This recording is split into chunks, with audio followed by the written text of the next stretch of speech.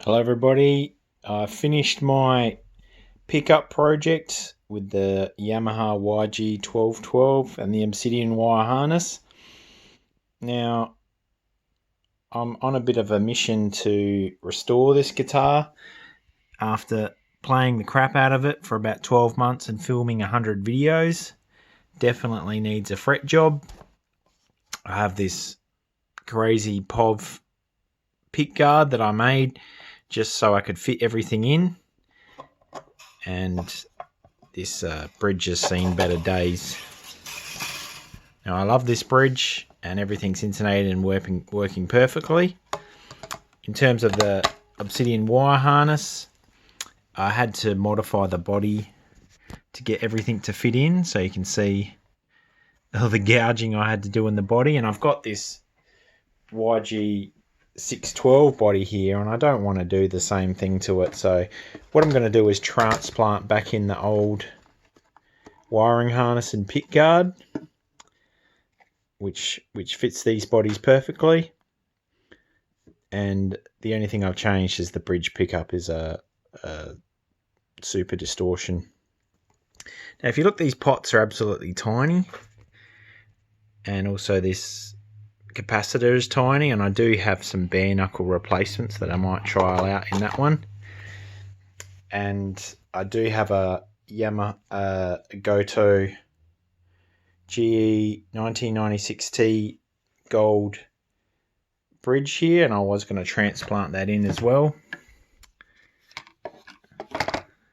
In terms of how that fits, it using the standard post, it actually does fit.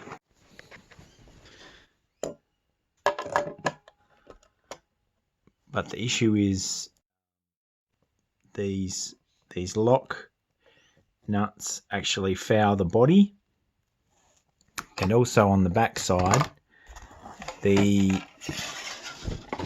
holder for the arm actually fouls the body as well, so I'd have to actually gouge that bit out at the back there. And I'd also have to get the smaller string lock screws, which I already have done on my 821 RGX DMR. But apart from that, it looks like a straight swap, and also looks pretty easy to change these studs over, as they do look like the exact same shape. So I might just do a test fit of this while I'm at it, just doing a bit of gouging there.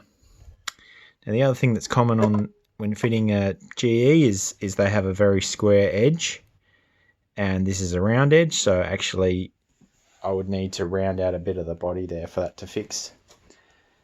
In terms of this body, there is some damage. Someone accidentally pulled out the locking stud there, so I'd be filling that part of the body. And then there's just some scratches on the back. This neck has a very funny finish. It's almost like a thin lacquer. It's not like the poly finishes on most RGXs, and so I do want to take that off. And I did polish the fretboard on the YG-1212 before I did all my videos, but I would like to put a bit of oil on there, bit of Crimson Guitars finishing oil, just to bring out the shine, because this is a beautiful board and it does have some streaks in coloration, and I do like those, and I just want it to look its best. Now, how was this body painted? It was done with some tinted poly, and you can see it just sort of chips off the body here, and it is quite thick. It is I don't know, 2mm, and so I'll probably round off the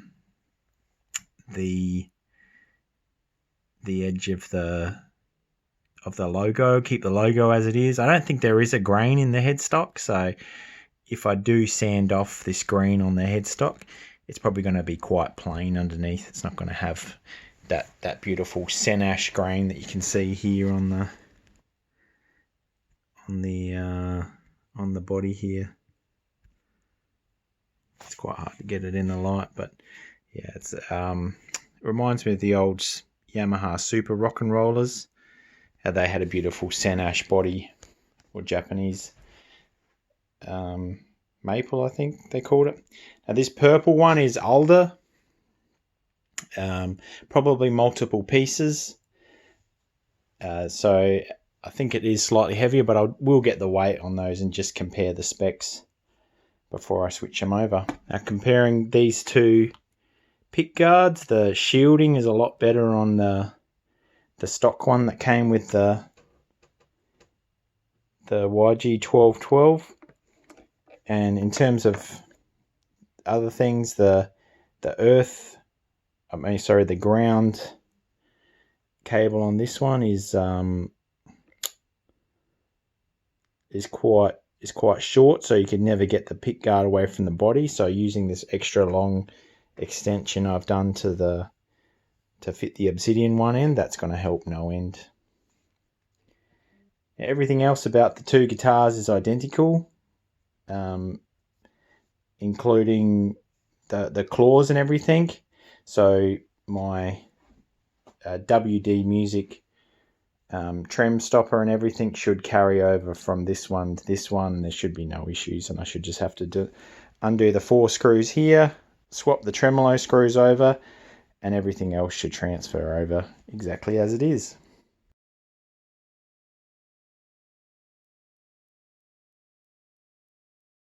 So here's the two bodies side by side. So what will happen is I'll just rip the tremolo and the claws off this one, undo these 4 screws, and the strings will stay on, and everything will transfer over to this one, including the posts. So taking the posts out of there, and the input jack as well, that will come out. And the input jack hole is actually too small to pull the input jack out this way, so I'll have to resolder that one. And it'll be the moment of truth, making sure everything all marries up and everything else is the same about these bodies.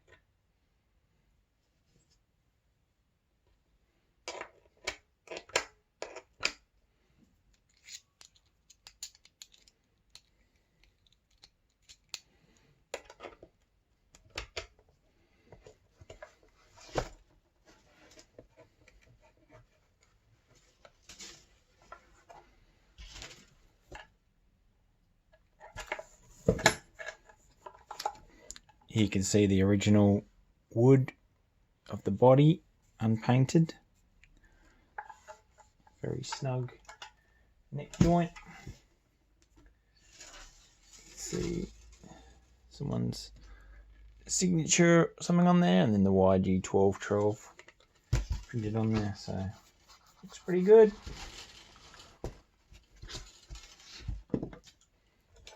Here's the new body. Moment of truth with regards to the fit.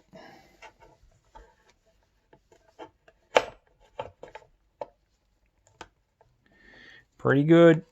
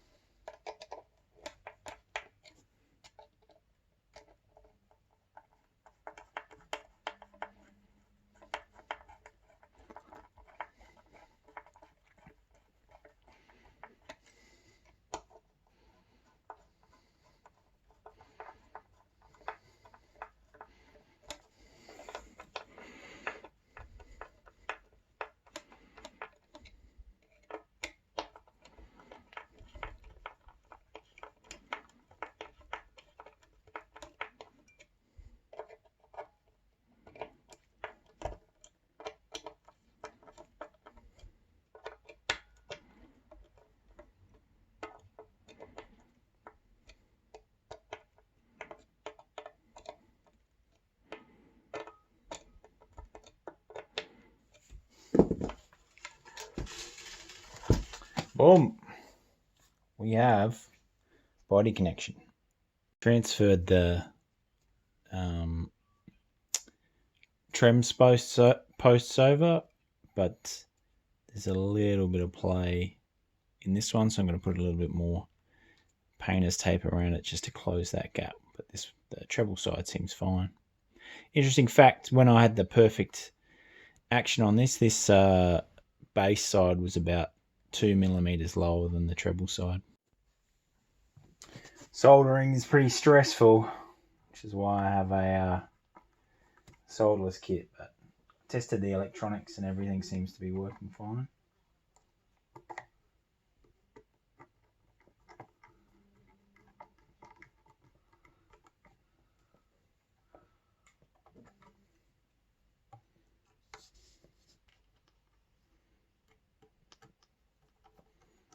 I'm not going to put all the pick guard screws in because it's this thing stays on pretty well with just a few of them in.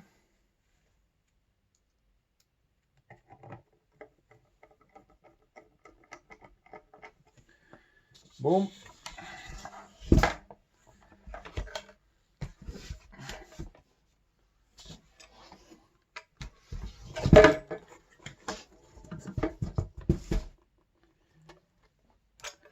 Looking at these pick guard screws. I mean, look at these claw screws. They're about a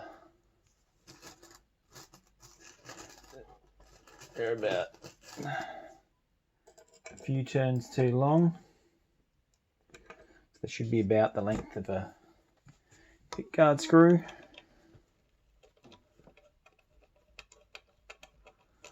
And these screws do go all the way through to the other side, so if you do have a YG, you should probably look at redoing these, maybe with a 90-degree screwdriver, because the body's so thin in this bit, they actually just go straight through to the other side. As you can see here, Screws just come straight through the back. Boom, boom, boom. Destroyed it.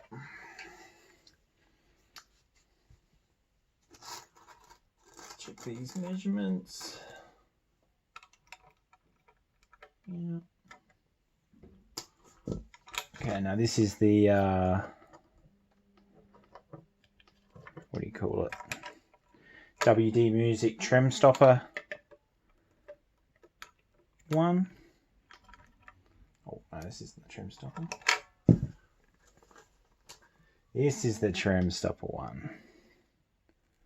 So I expect there will be some difference between the two.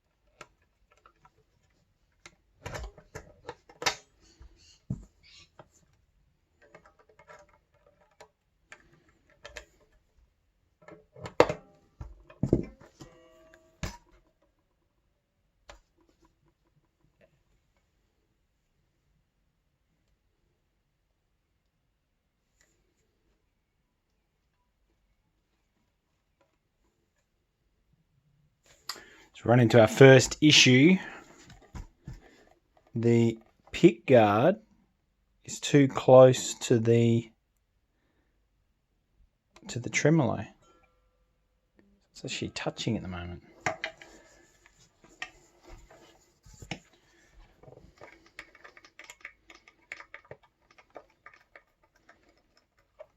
I'm going to have to adjust this pick guard slightly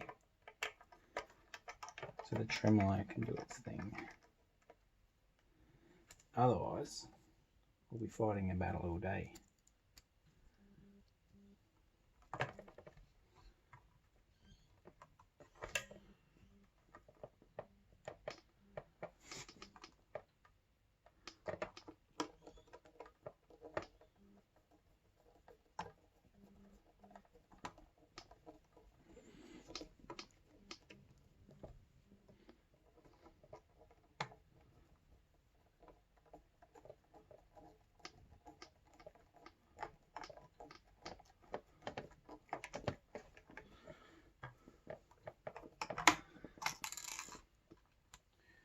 It's much easier to make a hole in the other body. So that's it. I've transferred the bridge over, leveled it out.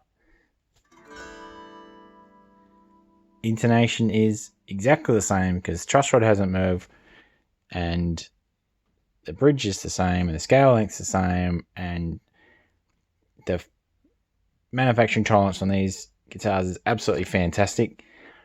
So ready to play. I just have to put some strap locks in, so I'm going to take my ones off the old body and put them in. Just on this body, I had to modify it to fit the obsidian wire harness in, as you can see here. And then I tried redoing the screws and they just poke straight out through the back here. I relocated the earth from here to here because there's not a lot of clearance room here for a single coil, so a bare knuckle Cobra won't even fit, or many of the other tall single coils. And just in terms of the paint, I've tried polishing it and I've tried doing everything, so I'm just going to strip it completely back and do a Crimson Guitars green stain and an oil finish wax on this body, because body is fantastic. Just this green poly finish is just peeling off everywhere. Absolutely munted. Purple and green. What do you think about that? I like this white pick guard. I think it makes it look really good. And none of the purple ones came with white. As far as I'm aware, they all came with black pick guards.